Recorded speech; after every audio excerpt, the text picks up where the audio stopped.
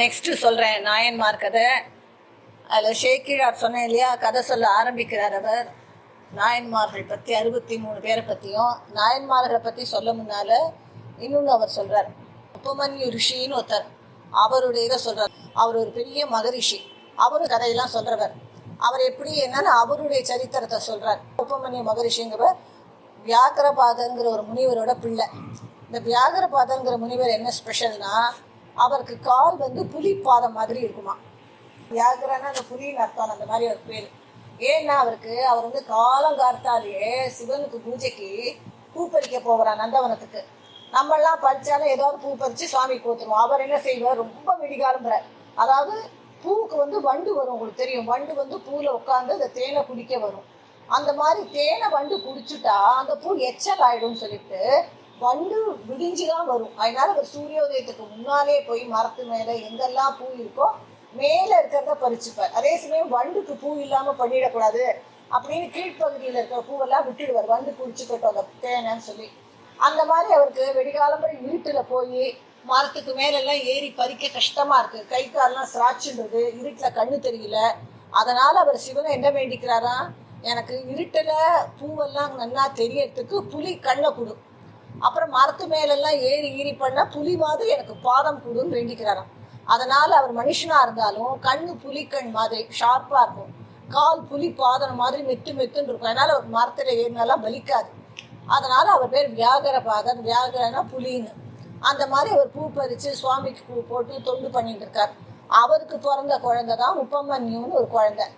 அவள் இவ்வளோ பெரிய ஒரு ரிஷியா இருந்தாலும் அவள்லாம் சுவாமி பக்தியிலே இருப்பாள். வீட்டில் என்ன சாமான் இருக்குது இல்லை பணங்காசுலாம் பற்றி அவள் கவலைப்பட மாட்டான். ஆனால் குழந்தைக்கு பசிக்குமே, பசிச்சா சின்ன குழந்தைன்னா என்ன குடிக்கும், பால் குடிக்கும். அவன் அம்மாவுக்கு வீட்டில் அவள்லாம் அந்த காலத்தில் பால்னால் நம்மள மாதிரி பேக்கெட் பால் இதெல்லாம் வராது. மாடு வச்சுருப்பா, நிறைய பேராத்தில் பசு மாடு வச்சு கறந்து அதுதான் பால் யூஸ் பண்ணுவாள். இவாத்தில் மாடெல்லாம் ஒன்றுமே கிடையாது. அப்போ அந்த குழந்தைக்கு அவன் அம்மா எப்படி பால் கொடுப்பா, அரிசி மாவை கரைச்சி கொடுத்துருவாளாம் தண்ணியில். வெள்ளையாக இருக்கும் இல்லையா, அரிசி மாவும் ஒயிட்டாக இருக்கும். குழந்தைய அந்த பால் நினச்சிட்டு அதையே குடிச்சுட்டு இருக்கு. அது தெரியாது இல்லையா, நிஜம் பால் அது குடிச்சதே இல்லை, அரிசி மாவு கரைச்சதையே தண்ணீர் குடிக்கிறது.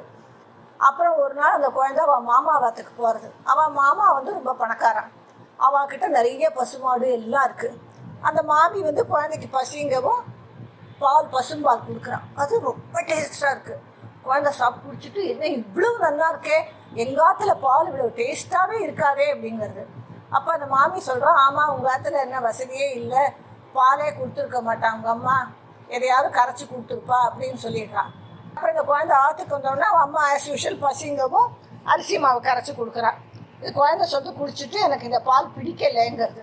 ஏடா இத்தனை நாள் இதுதானே குடித்தேன், திடீர்னு ஏன் பிடிக்கலைங்கிற அப்படிங்கிறான். இல்லை நான் மாமாவத்தை போய் குடித்தப்போ பால் ரொம்ப நல்லா இருந்ததுங்கவும் அப்போ அம்மா கழுகியாக வருது. சொல்கிறா, அவளுக்குலாம் நிறைய பசுமாடு இருக்குது, பால் நல்லா வரும், நமக்கு உங்கள் அப்பா சுவாமியை வேண்டி எல்லாம் பூஜை பண்ணுவரே தவிர புலி பாதம்லாம் வாங்கிப்பார், புலி கண் பார்வை வாங்கிப்பார், ஆனால் உனக்கு பால் வேணுமே எல்லாம் யோசிக்கவே மாட்டார் அவர். அதனால் நமக்கு ஒன்றும் இல்லை, நீ பால் வேணும்னா எல்லாத்தையும் தரக்கூடிய சிவன் பால் தராமல் போயிடுவார், நீ சிவனை வேண்டிக்கோ, உனக்கு வேணுங்கிற பாலை கேளு, பால் மட்டும் இல்லை நீ வேண்டினா என்ன வேணுமோ எல்லாம் தருவார், இல்லைன்னா நமக்கு ஒன்றும் வேறு வழியே இல்லைன்னு அம்மா சொல்லிடுவா. சரின்னு இந்த குழந்தையும் சுவாமியை வேண்டிட்டு தவம் பண்ணுறது, பால் வேணும்னு. இப்போ முன்னாலே துருவன் தவம் பண்ணியிருக்கான், மார்க்கண்டேயனுக்கு வந்திருக்கார் சிவன், குழந்தைகளுக்குலாம் அருள் புரிஞ்சிருக்காரு இல்லையா. அந்த மாதிரி இந்த குழந்தையும் வேண்டிக்கிறது. வேண்டிட்டு இருந்தால் சிவன் ஆஸ் யூஷுவல் டெஸ்ட் பண்ண சிவன் மாதிரி வராமல் என்னமா வரார், தேவேந்திரன் மாதிரி வரார்.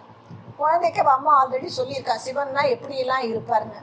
ஸோ அதோட இது ஒத்து போகாதனால என்ன வேணும்னு கேட்குறாரு அவர்.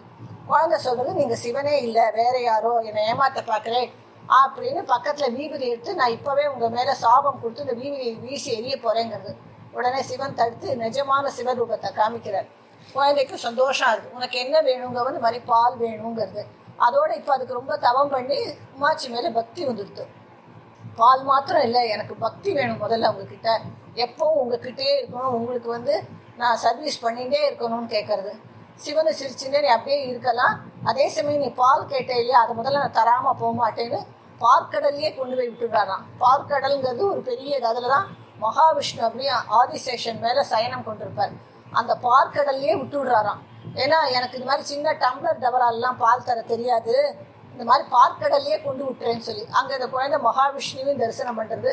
அந்த மாதிரி இந்த குழந்தை சின்ன வயசுலேயே சிவனுடைய சிஷ்யன் ஆயிடுவே, பெரிய ரிஷி ஆயிடுது பின்னால. உபமன்யு ரிஷின்னு ரொம்ப ஃபேமஸ்.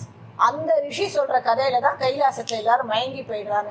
அப்புறம் இவர் பூலோகத்தையும் ஜனங்கள்லாம் உட்கார்ந்துட்டு இருக்கிறத அவளுக்கெல்லாம் சிவசரிதம், சிவனுடைய கதைகள்லாம் சொல்லிட்டு இருக்கார். அப்ப கதை சொல்லிகிட்டே இருக்கிறத திடீர்னு மானத்துல ஒரு ஜோதி மாதிரி தெரியறது. பார்த்துட்டும் அப்படியே மலைச்சு போய், இவர் ஏன்னா சிவனை தவிர இவரும் யாரையும் பெருசா வணங்க மாட்டார். அப்படியே பார்த்துட்டு அப்படியே எழுந்து கும்பிட்டு எல்லாம் பண்றா. உடனே கேட்டுட்டு இருக்கிற ஜனங்கள் எல்லாரும் கதை கேட்கறா வந்திருக்கா இல்லையா, அவளுக்கும் அந்த ஜோதி தெரிஞ்சு எல்லாரும் கும்பிடுறா. அப்ப அவளும் இவரை கேட்கறா, என்ன இந்த ஜோதி, நீங்க யாரையுமே அப்படி ஈஸியா கும்பிட மாட்டேன், யாருன்னு கேட்கறா. சுந்தரர் போயின்னு இருக்காருங்க. சிவனுடைய ஒரு அம்சம் தான் சுந்தரர். அவர் பூமிக்கு வந்த வேலை முடிஞ்சு இப்ப கைலாசத்துக்கு போயின்னு இருக்காரு. ஐராவதம்ங்கிறது வெள்ளையான ஒயிட் எலிஃபென்ட், அது மேல ஏறி போயின்னு இருக்காருன்னு வெள்ளம் இங்கே நமஸ்காரம் பண்றா. இந்த விஷயத்த சேக்கிழார் சொல்றார்.